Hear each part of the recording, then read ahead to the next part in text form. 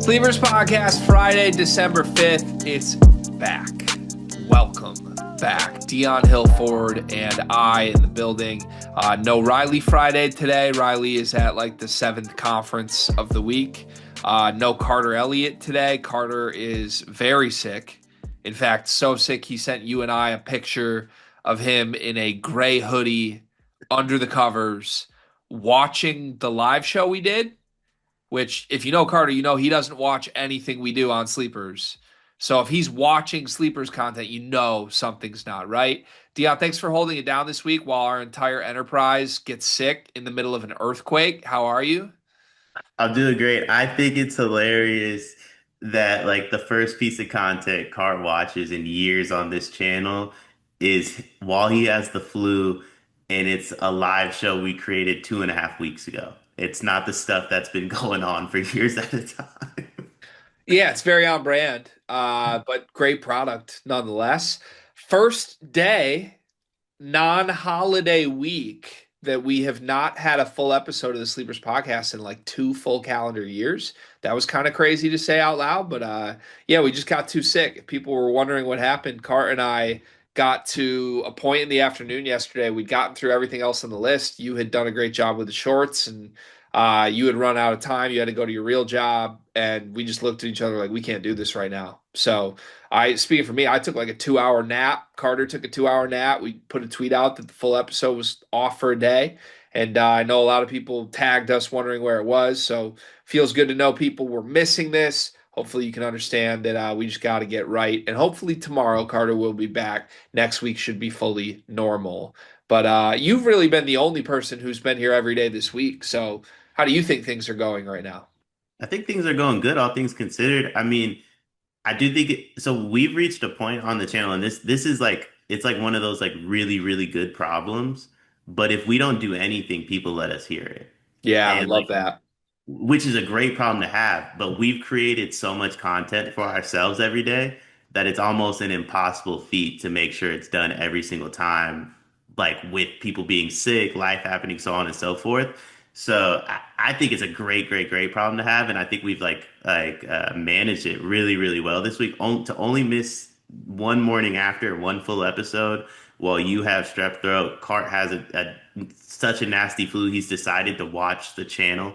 I have a full-time job. Riley Davis is at like a camp or something like that. It sounds like, and producer JK is like he has to produce everything. Riley might be in heaven at this point. I'm like, he's been so in tune with the big fella. I'm worried he like got an internship in heaven, and that's where we're at right now.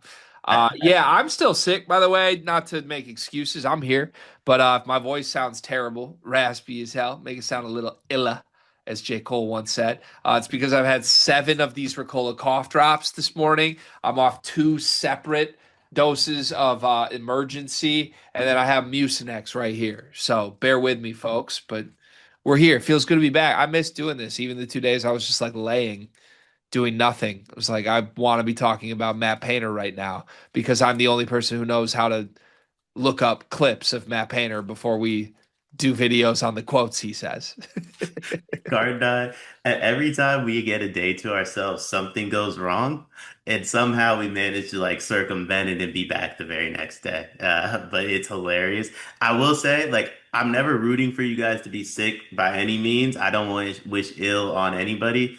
But you guys being sick has had me doing like the full episode in shorts like this week, so that's been fun. Like, I don't want you guys to be sick, but I can't complain too much. Yeah, I think if there's a lesson here, you should do more shorts. I think.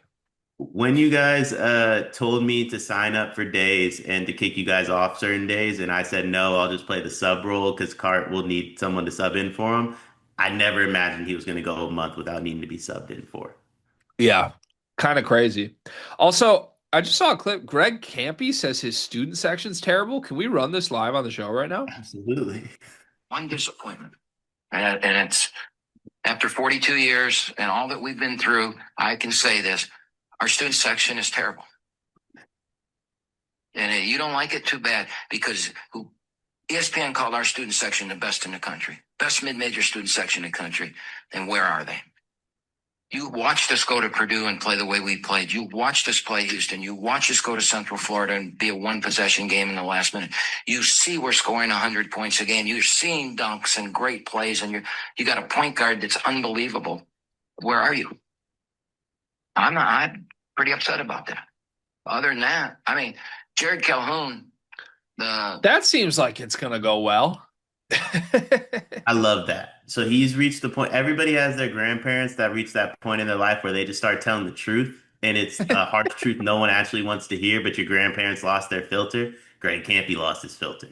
That's so true. There was one, I was like 19 years old and I was skinny my entire life through high school. And my grandpa on Thanksgiving randomly looked at me and was just like, "Have you lost weight?" And I was like, it did a number because I'm like, "You thought I need to lose weight? I'm 170 pounds soaking wet. Crazy." I love when grandparents reach that point. It's just like you pull up, they start telling you stuff about your mom or dad you didn't necessarily want to hear, but like they had stuff they had to get off their chest from 30 years ago, and they've been holding on to that. Yeah, wild. Well, all right. Thanks, Greg Campy. That was fun. You want to get to YouTube? Do you have a YouTube comment today? The YouTube comment was just a general one. A lot of people said it. They were saying you were ducking the MSU recap. My man had strep throat. What are we talking about? Like we should as a Sleepers fan base, I want to initiate myself as the president of the Sleepers fan base. That's a self-proclaimed title. But come on, man. Like it with everything G's going through, with everything Cart's going through. We mentioned it on Morning After with Cart. Like he worked with five different people yesterday across four different types of videos to get through the day. G has strep throat, worked through strep throat the whole week, by the way. Didn't take like a full day off ever. The amount of content that's on the channel, considering all everything that's going on, and I'm in an earthquake. And by the way, like the only one of us that's like not dealing with any adversity is Riley Davis, who hasn't been here yet. Like we're in a special spot, I feel like. Everything's going well. Yeah, he's under God's cloak right now. That's the only reason he's not dealing with adversity. Yeah, I feel like I have to say this from time to time. People just never believe me on it. I like doing this. I really gotta like prove that at this point? I like doing this. And like when I'm on a Michigan State recap, they're usually like an hour and 10 minutes. And when I'm not on a Michigan State recap, they're like 18 minutes. Like, can you identify the common thread in that? Maybe the guy who likes doing this makes them 50 minutes longer than when he's not there. So, no, I wish I could have been there. By the way, I predicted Michigan State to win that game by 33. There's a clip of me saying straight up, "Good fucking luck, Bennett Sturts and Ben McCollum." Like, I would have loved to have victory lapped that publicly. Um, but no, I don't know. I get it. That's just rivalry banter, I guess.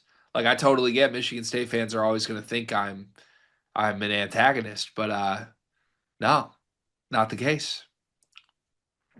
I, yeah. I mean, by the way, we were at 21:32. I went we went over 20 minutes. But no, honestly, man, like with how much has gone on this week for as much content to be on the channel, like 6 months ago, y'all would have had to deal with me in some combination of like everybody else that's on the channel doing shorts and full episode. Like that's all I'm gonna say. Like we're at a point where like you're getting everything you're looking for and you're not really missing much. Yeah, we're at a pretty healthy spot, despite being the unhealthiest we've ever been collectively as a group. So, by the way, what's up with the earthquake? I don't know. I didn't feel it, which scares me because I feel like the aftershock might hit. So earthquakes are never that bad. It's the stuff that happens after the earthquake that we got to deal with. I've never like I just straight up don't understand what an earthquake is or what it does to you. Crib just moves a little bit. If it's big enough, like your crib will move a lot, and then things will like the earthquake itself isn't that big of a deal, but like the effects it could have of like stuff falling over in your house. Like if you have like a big like dresser, like it could and it's near your bed, it could just easily like tip over onto you. Like lights could come down and stuff. But like we haven't had an earthquake that would cause that much damage. Like I moved to Sacramento, damn, 15 years ago. I'm old. Wow. Wow. Um, this is the first time I've ever got an earthquake notice in Sacramento. That's crazy. Yeah. Wow. And it just so happened to be live on a sleepers recording day while Carter is in bed. And I was still dissing Zach Edey and choosing to double down on all my It was crazy universal timing. It really teams. was. All right, to the Discord. Join the Discord. We would love to see you in there. It's the number one way to support the show. All that money does go directly to our team. And I think you've heard me talk about our lack of sponsor finding is making it a little financially difficult to make sure we can continue to give great producer JK all of the salary demands that he comes with. And if you want to help with that, the Discord is the number one way to help it. Bigger the Discord, the more money JK gets. That's the truth right now. So if you enjoy our content, if you listen to it every day, please consider joining. It would be lovely for us if you do. I think we're starting today with.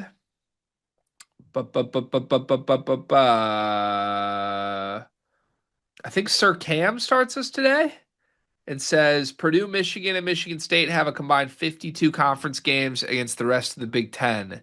What do you guys think their combined record will be? Combined record of who again? I'm sorry. Purdue, Michigan, and Michigan State. In the Big Ten? They play 52 combined games against non those three teams, I guess. Oh, 51 That's and 1. it's kind of confusing math to me. Illinois is going to get a couple of these. I mean, Minnesota can pick off anybody on the right night, as Darren DeVries just showed. So I don't know, Hey, like 40, 45. And I think they'll beat up each other at the top three, too. I think the winner of this league this year goes like 16-4. That's the number. how often do those two teams or those three teams play each other? Michigan only plays Purdue once. I think Okay. Michigan and Michigan State both only go to Purdue, and Purdue Wow. doesn't go to them at all. Okay. Congrats to Purdue for winning the league. Yeah, it's the truth.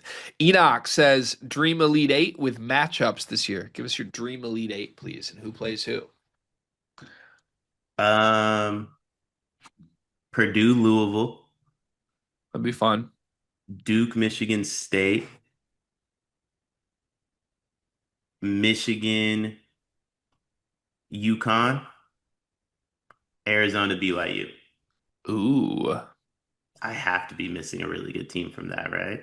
There's no way I got all the good teams. Oh, Houston. I'm currently sorting through the teams that I want to see real quick. I think we're gonna have similar ones. Yeah, give me Michigan Louisville rematch the national title game a couple years ago or a decade ago. MSU UConn because then I could root for UConn and also that's the last time Michigan State was in an Elite Eight and lost was UConn, I believe. Well, no, last year Auburn.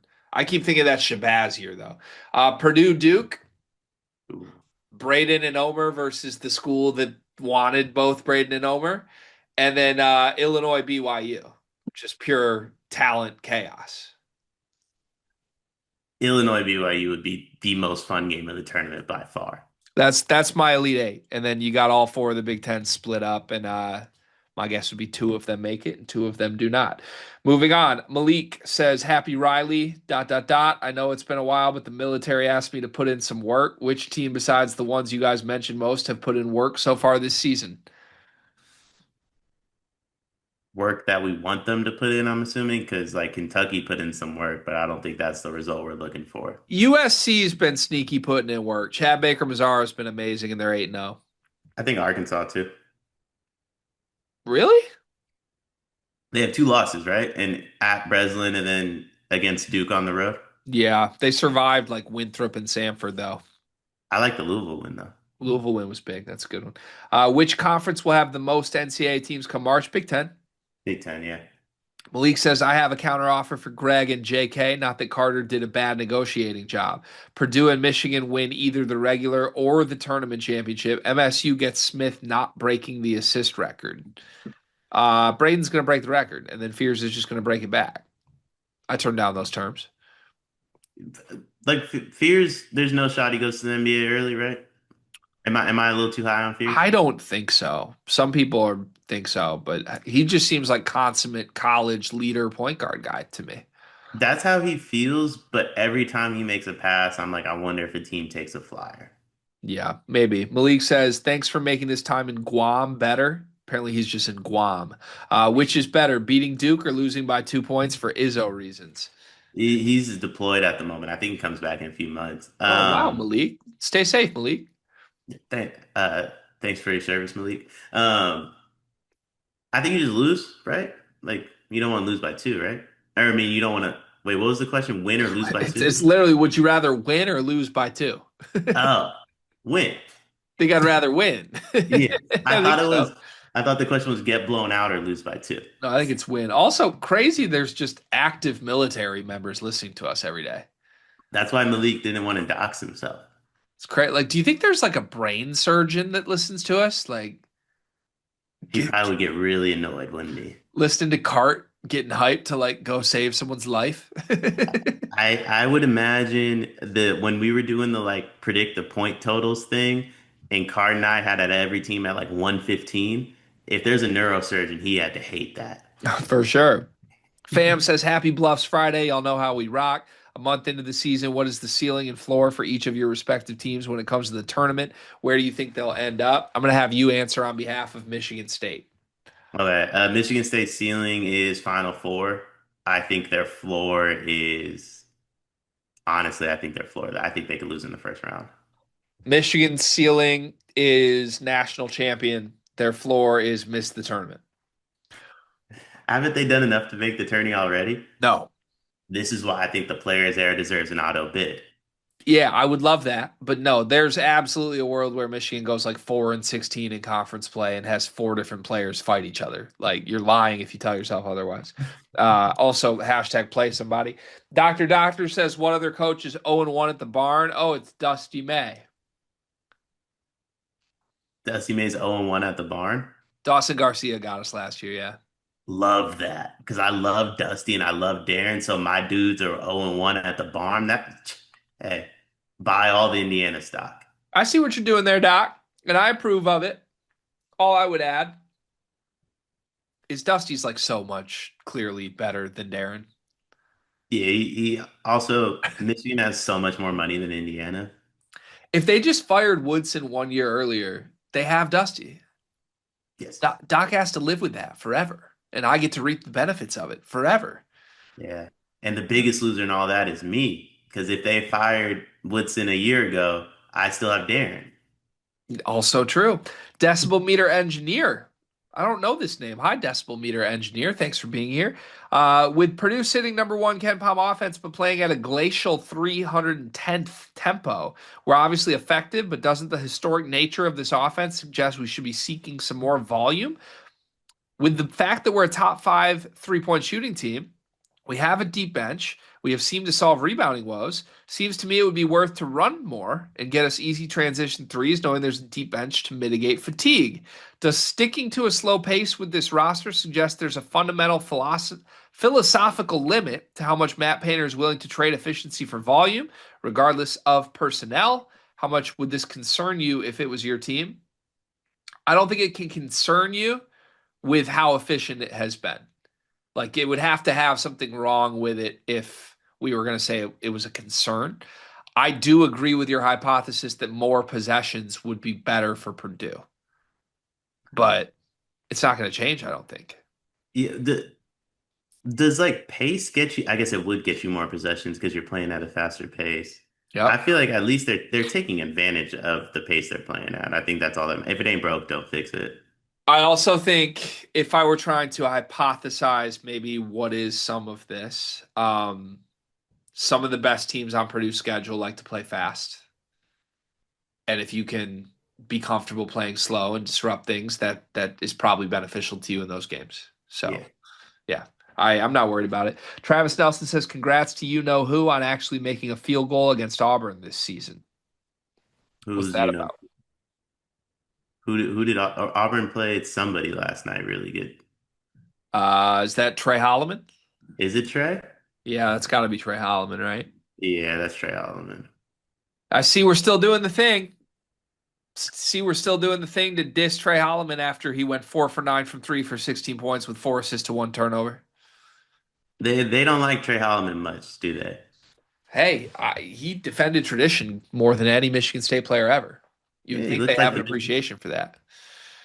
I'm anti-standing on half court and midfield now. I used to be a big like let's defend tradition guy, like put fat out there, make sure the logo thing doesn't happen. Just let stuff happen. I watched that Michigan Ohio State game. That was the most ridiculous ending I've ever seen in my life. The Spartan dog for life phrase has as much substance to it as Carter and I telling each other hard nine.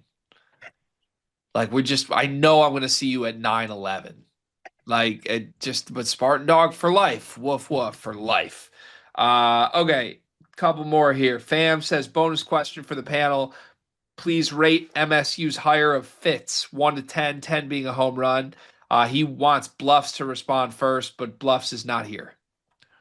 I'll go for Riley. It's like a 5. I think he's just Jonathan Smith with a nutritionist. Oh, harsh disagree. It's a 9. It's a 9 for me. I love it. I went in depth on this in another video. You can go watch that if you want my full thoughts. But it's a great culture fit. Dude is 14th all time in Big Ten wins. He's ahead of Jim Tressel. Like he's 50 years old. He knows how to win in this league and give him some actual money. Which, by the way, Jay Batt, our AD, dog, because this was done silently for a month and they coordinated $1 billion announcement to the athletic department one day after they announced the Fitz hire. Like they've had all this in the works behind the scenes. We're fine. They have $1 billion. Yeah. I mean, I like Fitz. You got $1 billion, you come away with Fitzgerald. That's $22 million you came away with Denzel Aberdeen. No, disagree. Disagree. Fitz is my guy. We can't be the favorite. We got to be the underdog. Chip on the shoulder. Jay Hart says this question is more for Carter. Every question today is for Riley or Carter, man. It's People crazy. love Riley and Card, man. They love Riley and Carter. Jay Hart says this question is for Carter. Who are your current and all time favorite UFC fighters? Do either one of them watch UFC? Carter does. Does he really? He does. Yeah. I'm upset him and I have never chopped shop on UFC. I'm a big UFC guy. Kayla Harrison's my favorite fighter at the moment. I'll speak for Card. Yeah. Okay. All right. Do you have any names? Uh, Kayla Harrison. I like Ilya Taporia, lightweight. I like Kamzat, but I think he's like I hate Kamzat at the same time. I like Tom Aspinall, John Jones, stop running your duck. Um, Sugar Sean O'Malley. Okay. No comment. I don't watch UFC. Carton G's Labubu says, I do gotta ask, do you guys have any questions to ask us? Hashtag save the Big Ten. I like that. No questions though. I feel like the questions I have, if I receive answers, it's a dangerous road. Yeah, I got a question for Carton G's Labubu. Are you more of a Mucinex guy or a NyQuil DayQuil guy? Because I've been going back and forth this week and I've seen mixed results. So get back to me. Let me know Mucinex or DayQuil NyQuil. Thank you. Appreciate it. Let's get to the show. All right, we are going to look back at the ACC SEC challenge that finished this week. And I'm basically looking for a list of 6 takeaways. We can alternate our way through this. You can go positive, negative. You can go wherever you would like. But strictly looking at results from the ACC SEC challenge, what are some takeaways that you came away with? The SEC is really good. That was my original takeaway. Like I feel like we all, myself leading the front on this, got really high on the ACC really early. Um, and then the SEC kind of showed up and just reminded everybody who the SEC was last year and who the SEC is going to be this year. Yeah, looking through a lot of the games on the margins, like that upper tier that's not Duke in the ACC really did not fare well. Louisville, Clemson, uh, who else? NC State all going down in what we would have framed as winnable games. It was a good game for Virginia. It was a good week for Syracuse. So it's not like they were completely out of results, but yeah, I think a lot of those non-Duke, North Carolina teams you were hoping would emerge just did not this week, did not get the job done. Okay, I am going to go team specific for most of mine here. And I do think it's time to give Syracuse a little bit of love. I Okay. think they got something. I don't know what that something is. and they went 0-3 at Players Era. But other than the Iowa State abomination, and Iowa State might be really, really, really good. I mean, they were in it against Kansas, in it against Houston, and then beat Tennessee at home. They've impressed me right now. And then the viral clip of Kai and Anthony celebrating after was awesome too. So I'm just in. I think I'm going to give Syracuse more of a chance here. They have a bunch of easy games until Christmas, but they're going to have my attention if they can go 5-0 in December. Yeah, I don't know what to make of Syracuse. Like I want to like them, but then they suck, and then they're really good, and they have me very confused. But I do think you're right. I think it's time to start taking them more seriously. I'm gonna get negative with this one. Kentucky, we got stuff to figure out. Yeah. I don't think North Carolina played good. I think that's probably the biggest issue here. I don't think that was a good North Carolina performance. I thought North Carolina was okay, but I think you got 5 of 19 from Caleb Wilson, 0 of 2 from three. That's their best player. That's one of the best players in the country. That's a top 10, if not top five NBA draft pick who stunk it up, and you lost by three. I think there's way bigger issues here than anybody's really realizing. Yep. Yep. We've covered that at length, so I won't elaborate on it, but I agree with you. Ole Miss. Let's talk about Ole Miss for maybe the first time this season. Three straight losses now. Lost to Iowa, lost to Utah, lost to Miami, all by single digits. But the moment in the press conference where by the way, this is the same reporter, Spirit Ben, that went viral for calling Lane Kiffin a hoe. Same reporter is at the podium being like, AJ, what do you got to do to fix your effort? And AJ Store is just like, I mean, it's kind of hard. Chris Beard cuts him off immediately. No, it's not hard. We'll just play different guys. That's what we did in the second half. We won by 7. Not hard. We'll fix it. First off, respect to Chris Beard. Respect to Chris Beard because, man, he really hit that one well. And I just think, I don't know, it's going to be fascinating to watch him navigate the AJ Store dilemma. A very talented player that just does not have any of the intangibles you need to be a winning team. Ole Miss stock down for me. Yeah, I think I'll be honest. I think Chris Beard's the last coach AJ Store ever wanted to play for. So I hope the bag was worth it because even Bill Self is a lot nicer than Chris Beard's going to be. I'm gonna get really positive. Same exact game, North Carolina. I'm in. Hubert, you got one. You got a team, Hubert. Like you're hitting where you're supposed to hit. You're pushing all the right buttons. Got a bad Caleb Wilson performance. You went into Rupp and you won. I think Hubert's got him a team here. How in like national scale do you think this is like a top 15, top 10 team? I think they're the second best team in the ACC. I think Really? I think we're gonna get I think we're gonna get one of the classic Duke North Carolina conferences on the line games, and I think that equates to a top 10 team. Okay. I think I am willing to at least consider that that's a real outcome, which is not something I would have said coming into the year whatsoever. So credit Hubert Davis, more so credit Caleb Wilson. Uh, I'm torn between going positive and negative. The negative is Will Wade on fraud watch for me. What a iffy week in the last 2 weeks for him. But I'll go positive. I think Vanderbilt's for real. Yeah. I think Vanderbilt's a legitimate top 10 team, and I'm one day removed from saying I'll sell high on Vanderbilt. They were just dominant, 88 points, a 19-point win over SMU, who was undefeated coming into that game. Now, I still want to see them against better opponents, but I watched most of that game.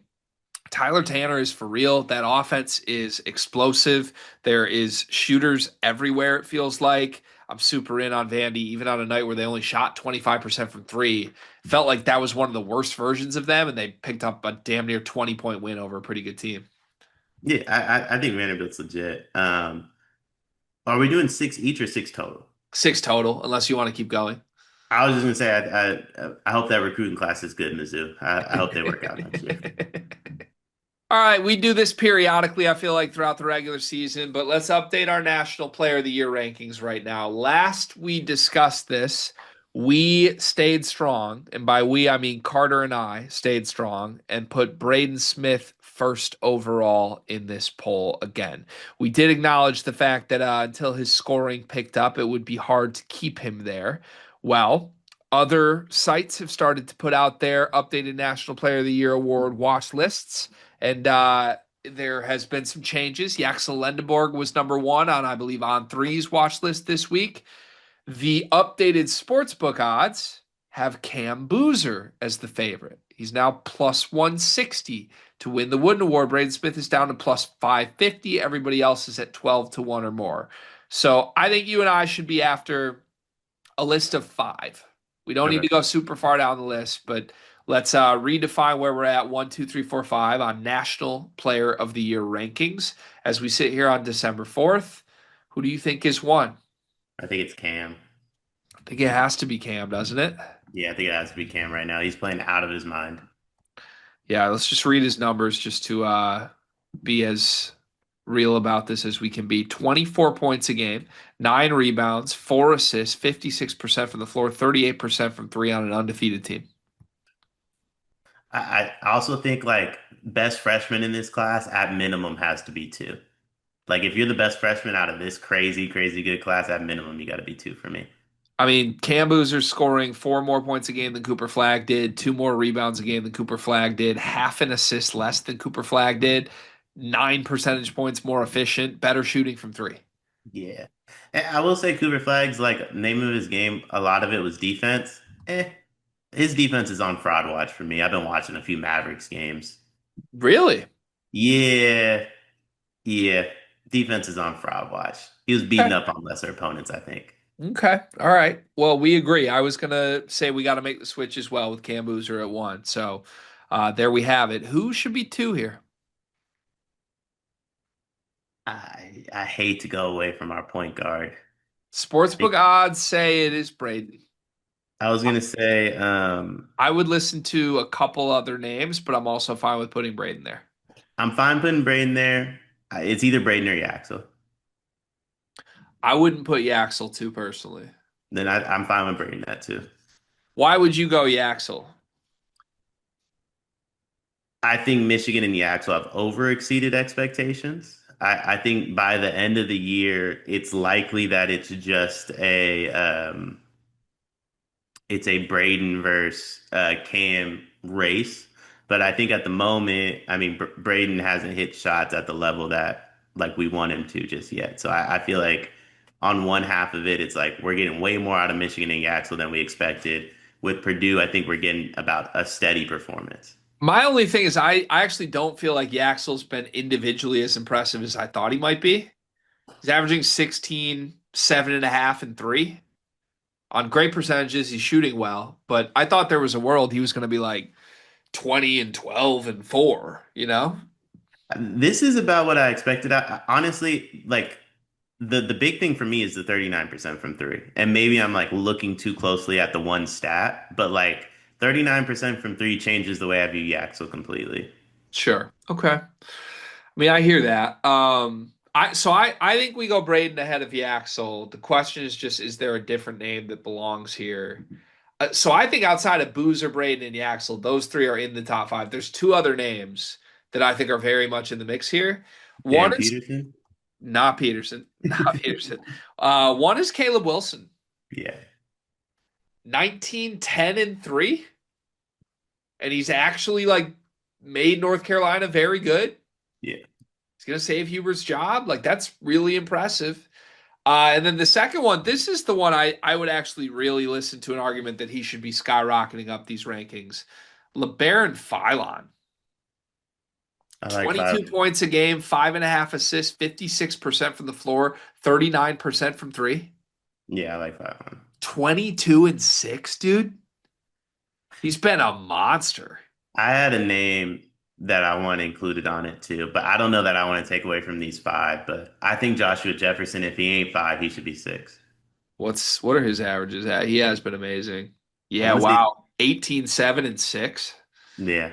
And Pretty Iowa good. State's undefeated. I thought they had I mean, it was only Syracuse, Creighton, St. John's, but Syracuse looks pretty good. They just beat Tennessee. They got absolutely embarrassed by Iowa Yeah, or Iowa State, excuse me. that's a good shout. It's a good shout. Also, like, it's not that crazy to say Jeremy Fears might belong here. Fears should be, yeah. Fears should be up there. 12 points a game, 9.5 assists, 48% from the floor, 42% from three. Wild. Okay, let's lock in our list though. I think I would go Cam one, Phylon two.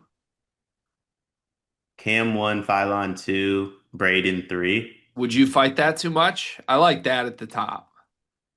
My only thing is I don't think Phylon's gonna win enough games to genuinely like win the award, but I think at the moment I like it. You don't think so? I don't think Bama's. I've been Bama played a anti. gauntlet schedule, beat Illinois, beat Clemson, beat St. John's. I think that that Illinois game might mean a little less as the season goes on, to be That's honest. fair. That's fair. I see. I think Bama might win the SEC. That's fair. Um, I don't know who will like. I feel like the winner of the SEC is just the smallest loser at the moment. Everyone, Yeah. I feel like everyone's like trying to shoot themselves in the foot in the SEC. Mark Pope hates his locker room. The Florida point guard refuses to make layups. Honestly, it might be last man standing, Cal Poly. So you want to go Braden two, Phylon three? Yeah, Braden 2-5 on 3. Okay, I'm fine with that. And then it was Yaxel and Caleb Wilson for four and five, we think. In what order? Would you ever sub Yaxel for Jefferson, or Yaxel has to be top five, probably, right? I think Michigan being as good as they are is probably the part of Yaxel's pick, but Iowa State's really good too. I I would don't say hate that. maybe it's Caleb for Jefferson after Caleb's, because Caleb's Kentucky performance was yucky. It wasn't great. You want to go Joshua Jefferson for Yaxel five? Or I was gonna say Yaxel 4, Jefferson 5. Could we do like a 5A, 5B with Jefferson, Caleb Wilson, maybe? Let's just cut Caleb Wilson. We can It's cut okay. Caleb. It's a Hubert Davis player still at the end of the day. Sorry, Ooh. right? All right, so Cam Boozer one, Braden Smith two, LeBaron Philon three, Axel Endenborg four, Joshua Jefferson five. This is going to keep evolving a lot throughout the season, I think. Third topic today, I'm going to give you some categories here, and I want to discuss what futures bets we would make in each category right now. I'm going to use DraftKings for my odds, but I feel like we could probably pick any sportsbook we want right now and find similar odds. So let's start with broad national champion. Is there any bet right now that you see value on that you would place given where we're at today? Purdue. I'm gonna hold strong with my national championship future. They're 9-1 right now. What odds did you get them at? 9-1 for a couple of the units, and then the best one I got was 17-1. Interesting. Okay. All right. I see two for national champ that have my attention in terms of placing right now. I think Iowa State 22-1, valued worse than Arizona, Illinois, Gonzaga, Louisville. Intrigues me. I think Iowa State's really, really good and really old. And Momchilovic's emergence has been amazing. I think I'd place Iowa State 22-1. And can't believe I'm saying this. Michigan State 30-1. Ooh, 30-1. that's really good odds. 30-1, man. It's pretty That's damn good really, odds. Pretty yeah, damn that's good really odds. good. Let's go conference winners here. ACC. Do you have odds up in front of you for any of these, or do you want me to read you some? I can pull them up. Let's just look But at honestly, I don't need conferences. to. I want Duke. You want Regard. Duke at even money? Yeah, they're gonna win the ACC. So you wouldn't talk yourself into any longs. Like Carolina 11-1. I mean, I think in order to bet a Carolina 11-1 future, you have to bet Duke anyway, because you're almost looking at that as a lost asset. I think I would bet Carolina 11-1. I mean, I like the odds. They I just don't prove see they it. can go on the road and win Yeah. in a Caleb hostile Wilson. environment. I'm not sure Duke loses an ACC game though. That's the problem. Yeah, Like, I get it. I mean, that's why they're even odds for a reason. But I think there's some value on Carolina 11-1. What about the Big 12? Houston opened as a big favorite. They're down to plus 260. Iowa State, Arizona, BYU all in that same mix. Texas Tech 20-1. I might take a flyer on that. Tech 20-1. What are the Iowa State odds? Iowa State's plus 320. BYU is plus 425. Give me BYU. 425. Yeah, I think I'll take BYU 425. I think the only thing I'd do is a flyer on Texas Tech at 20-1. But Arizona, Iowa State, BYU is going to be a gauntlet in the middle of that. And obviously, you got Houston as well. Big East, UConn is minus 150 as a favorite. I can't talk myself into anything outside of UConn. Can you? No, I think you bet UConn, you bet Duke, and then you take Flyers in every other conference. Yeah. Okay. Big Ten, Michigan plus 130 is actually a favorite over Purdue at Mm, plus 200. Purdue's easy money. And not because I think like Michigan can't win the conference, it's schedule wise. If you can get Purdue plus money when all their tough games are at Mackey, you have to do it. 3 units. Yeah, I with futures, I really only like looking at like bigger numbers than that. But Purdue 2-1 to win this league, given the fact that they play every contender only at Mackey, feels like insane value. Michigan State 7-1, Illinois 10-1. Would you take a flyer on either of those? What was Michigan State? 7-1. Maybe Michigan State because you figure they have a little bit over Dusty in terms of like that individual matchup, and then I think if either plays a play style that could get to Purdue at Mackey, it's probably Michigan State. I think I like Illinois 10-1 for the flyer. Just do they figure it out? I hope they figure it out. I'm infatuated by Illinois, but unfortunately, I mean, I think the visitors might not be good. Yeah, you're very out on them, as is Cart. It's funny to watch you and Cart like squirm through Illinois content right now. I'm still super in on this team for what it's worth. I don't know what that says about me, but like 10-1, I think there's a world that this does round into form for Illinois this year. We'll see. The SEC is probably the most interesting future to bet right now. It's wide open. Alabama's the favorite at plus 370. Florida 4-1, Kentucky plus 475, Tennessee plus 550, Vanderbilt 6-1, Arkansas 13-1, Auburn 17-1. Anything there? Cal, 13-1. Give me Cal. Yeah. It's so even right now. I don't think Acuff is going to have any intimidation with Buddy from Princeton or the dude that ran away from the smoke with Acuff. I don't think Kentucky has enough figured out at the moment for me to want to put money on them. Alabama is going to shoot themselves in the foot once or twice and lose games that they shouldn't. I like Vandy. I don't like Vandy that much. I don't hate Bama plus 370. Like, I think that team should win this league, and they're kind of in a tier of their own right now. So that's pretty good value for a team I think should be considered a favorite. Dion, can I talk you into Stephen Pearl at all? Nah, Auburn 17-1. 17-1? I don't believe in Tahad. Valued worse than Georgia? Dude, this team's looked good. They just beat St. John's and NC State back-to-back games by 10 plus. Their only losses this season, Michigan, where by the way, they played Michigan 10 points closer than Gonzaga did. And then Houston by 1, where they easily could have beaten Houston. I just don't buy Tahad. I feel like it all goes through one guy that I can't buy in on. Okay, I think I'm going to take a 17-1 flyer on Auburn. All right, last but not least, Final Four odds, not to win the national championship, but just some teams to make a Final Four run. I'm always looking for like greater than 10-1 odds here, so that's where I'm going to look. But anything you see that you like here? Um, what's Arizona's odds? Or yeah, Arizona's odds. Plus 360. Never mind. What about Gonzaga? North Carolina's plus 750. Gonzaga is only plus 370. Dang. Texas I, Tech plus 950. Arkansas 12-1. Vanderbilt 12-1. Indiana 17-1.